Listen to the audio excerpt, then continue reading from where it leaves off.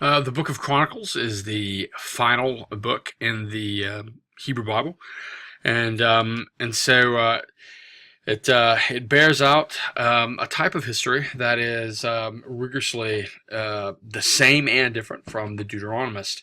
I think it's because he's driven by other questions. So, for example, if you were to ask me, say, Dr. Mooney, you grew up in the South, in Alabama, I would say, yep.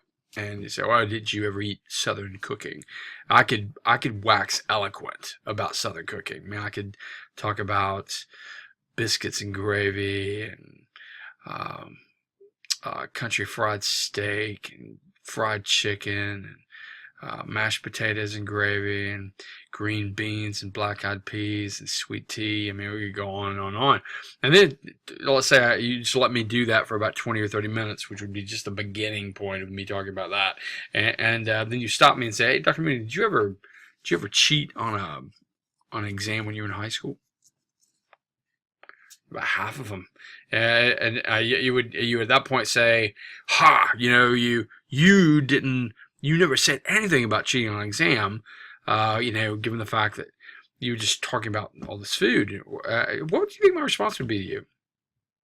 I would say, "Well, you didn't ask me about that. You asked me about food, so I was simply answering that question."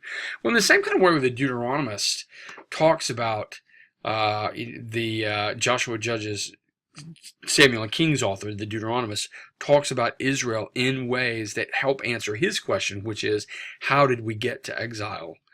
Then in this author, this historian, is not asking those questions. And so this is the reason you have some things that are very, very different. So, for example, Bathsheba doesn't show up at all in this. And this is preeminently about David. I mean, this is a very Davidic-centered sort of history. But Bathsheba never shows up. I mean, that's revision that most world leaders would like to have when it comes to history. But this doesn't really suggest, or doesn't have to suggest, could, but it doesn't have to suggest that what you have here is just simply political propaganda from the South, written in response to the political propaganda of the Deuteronomist. What you simply can just have is different questions. And this question, instead of looking back into the past and moving toward the present, you have a historian who is looking back to the past to move toward the future. And so this is a proper eschatological history for all practical purposes. The authorship and date, the authorship, we don't really know who the author is. We brilliantly came up with the name. I say we, I mean the Academy at large, the chronicler. So we were the kids when we were younger. We got a dog and we named it Dog, right? And so we called this guy the chronicler. And so he's the author. He utilizes different sources, very discernible sources, or Genesis, 2 Samuel, 1st and 2nd Kings seem to be the sources that he utilizes the most. As far as the date, 1 Chronicles 9 plus Nehemiah 11 provides that the chronicler had access to Nehemiah and Ezra, which places him after that book, and therefore probably talking about roughly 400 BC or so as to the date of the book. In the English Bible, this comes in the genre category of history and attempts to be chronological.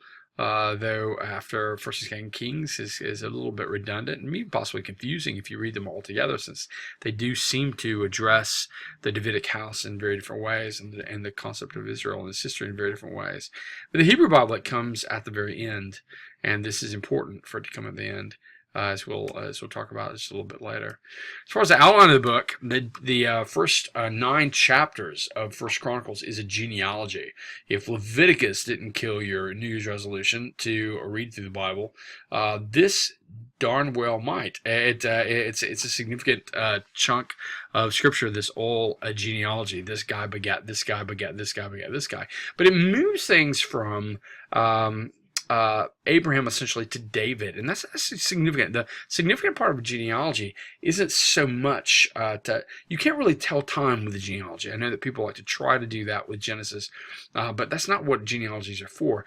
Genealogies, particularly genealogies in the Bible, are very much preoccupied with where things begin and where things end, how you get there, and if in fact you can count on that for some sort of chronological certitude is not necessarily an aspect or even an intention for anyone using a genealogy. But where things begin and where things end become very, very significant. The United Monarchy is then the occupied or the topic that occupies First Chronicles 10 all the way through Second Chronicles 9, and then the divided monarchy closes out the book, just in a similar sort of pattern that you would expect to see, that you do see back in the Deuteronomist sans the genealogies. As far as the themes go, themes include, a central theme is David, and David, the covenant with David, a united Israel under David's rule, and then of course the temple, which David does not build, but in this particular history, David contributes to. He does everything but build it. In fact, again, the historian is not trying to fool anybody. He's not trying to militate against previous propaganda. I think what he's trying to do is he's trying to say there's hope.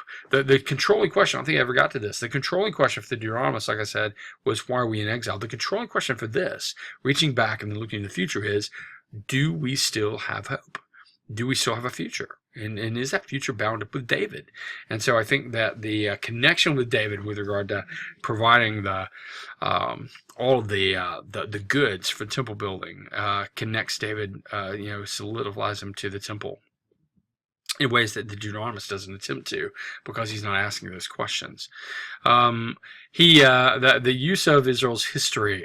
Israel's history here is called typological or eschatological exegesis. A friend of mine came up, I think, with the idea of eschatological exegesis.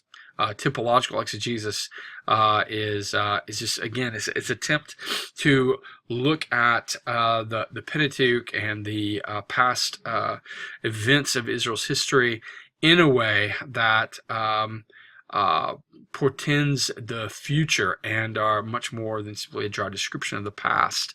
And I would say that's most historians. I think the Deuteronomist does that too, to some very real degree, except for portending the future. I think he's trying again to make sense out of the present. But both are. I mean, any good historian makes choices, and choices are driven by questions, and questions are seem to be the kinds of things that flesh themselves out as you talk more. This seems to be a question bound up with the reality of David, the significance of David to Israel. Is there a David, if you will, to look forward to in the future? And this is, I think, what drives the book and these major themes. There are parallels with Adam in the Pentateuch. For example, there's parallels between Adam and David. Genesis begins with Adam, moves quickly through the genealogies, gets to Abraham. Chronicles begins with Adam, moves quickly through the genealogies, and gets to David. The interesting thing about this, and I think the intentional thing about this, is that if you go back to Genesis, the whole point of moving from Adam through these particular 5 genealogical structures to get to Abraham is to make the point in some very real way that Abraham is the answer to the debacle with Adam. Now, the chronicler sees somehow or another a connection between Adam and Israel and David. David becomes the answer, if you will, to Adam's problem. And so this is a very a really significant idea, and one that I think resonates with Christians in significant ways. Also, there's Moses, Joshua, and David and Solomon connections. So Moses and David are both disqualified for achieving their main goals. Moses does not get to enter into the land. David does not get to build a temple.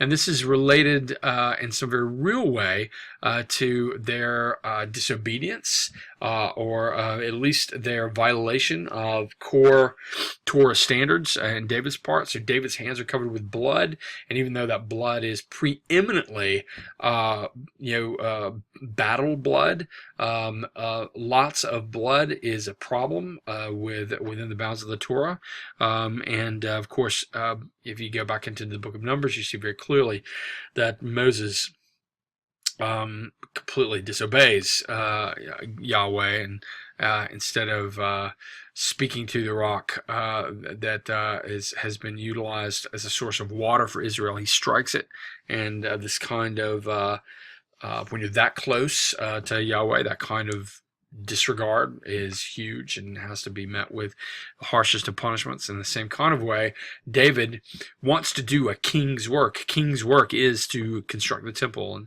and yet he's that's withheld from him for good reason, because of the massive extent of blood that's on his hands.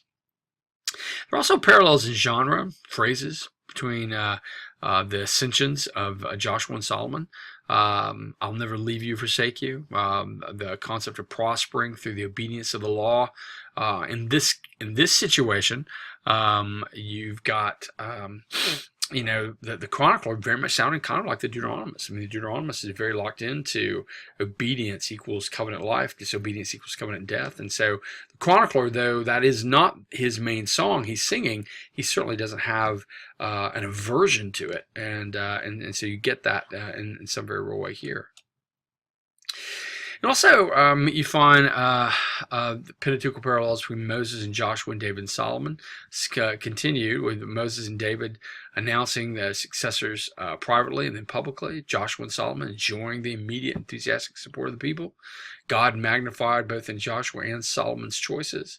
And this provides a lot of good fodder for these connections. Adam is also placed. There's a kingly priestly connection with Adam as the kingly priestly figure, the image of God in the garden temple in Genesis 1 and 2. David, the kingly priestly figure, acts like a priest, offers sacrifices, things like that. And Solomon rather does. The house of David functions as kingly priestly sort of individuals in the bounds of the temple after it's rebuilt by the son of David. And then there's a concept of the ending of the law, prophets, and writings in some way, and ending meaning that not so much that they're not relevant. They are, but there's something that's beginning to. There's a movement, maybe a final curve to be had here, and that's that Deuteronomy sort of ends with the expectation of the prophet like Moses. The prophets in Malachi end with this expectation of the return of Elijah, and Chronicles ends eyes wide open with the return of David. There's going to be a new David. There's going to be a new entrance into the land, and this kind of thing is significant, especially when you cross the bridge into the New Testament and you are introduced to Jesus Christ as son of David, son of Abraham. And so the concept is quite significant. And I think that it's extraordinarily helpful to read in canonical order so that you get to the end of Chronicles with eyes wide open. Not so much for Elijah, though that would happen too in John the Baptist, but eyes wide open for Jesus. As a Christian, that makes perfect sense to me. Jesus becomes the fruition of all these major themes throughout the Old Testament. And that's certainly the case here with the book of Chronicles. Well, best of luck to you on your final exam, and I will speak to you soon. And for those of you I won't speak to, grace to you, and hope that things go well for you in the future.